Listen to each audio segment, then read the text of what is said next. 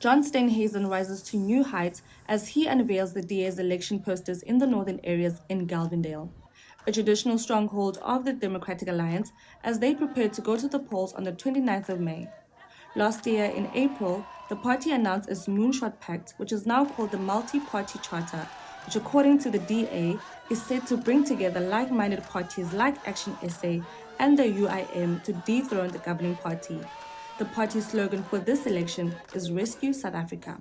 Well, part of the problem is that when you had these local government coalitions, they were put together very hastily after a local government election in a very compressed 14-day period, which meant that you couldn't really spend a lot of time thinking about what your plans would be and how to bring stability. The multi-party charter, which is why I announced it in April last year, the Moonshot Pact it was then called, now the multi-party charter, was that we would spend the next year ironing out differences, coming up with common policy procedures, determining dispute resolution mechanism, and adopting a more mature approach to how coalitions are managed.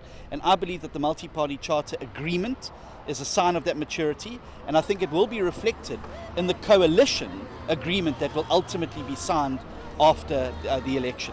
Although the ANC still has a stronghold in the Eastern Cape, the Nelson Mandela Bay is any party's game, as residents are fed up with unstable coalitions running the metro. The DA says they are concentrating on winning more support in the Bay and are confident they can slowly build up the trust and support of the people of the Eastern Cape. Inspiring new vision of the future. I believe the DA's manifesto launch sets out exactly how we're going to do that, how we're going to unite South Africans, give them hope, rebuild trust with voters by making sure that what we say we do, we do.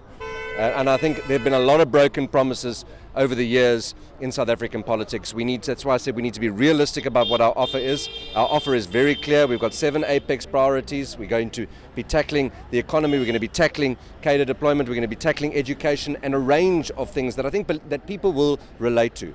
But building trust is going to require strong leadership, an inspired vision of the future, and a government that delivers on the promises that it makes when it's campaigning. That is the critical trick.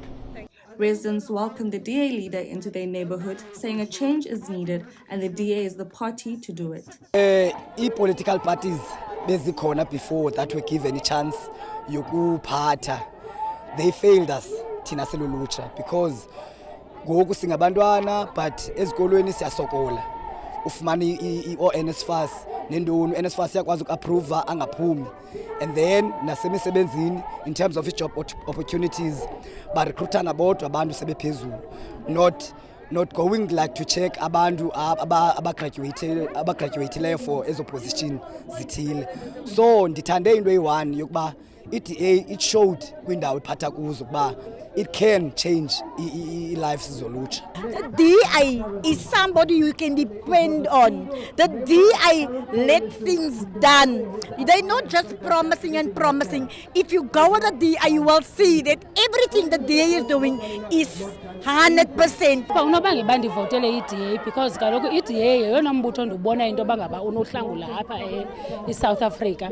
As bangaba nibona into bangaba kugcwele i-crown, i-crime, kugcwele indawo yonke, kuyabulawa abantwana bayareyitshwa, yonke loo nto leyo kubiwa imali, akho ndintle nje. ANC sasinikile ithuba 29 years, akho ndibhetele eyenzekayo. Ndiyenzekayo qha siyadropa down. The DA say they are hitting the campaign trail hard in the Eastern Cape as they sell their multi-party charter to the voters. Reporting for MPK TV News, I'm Sinaye Ntshundu in Gqeberha.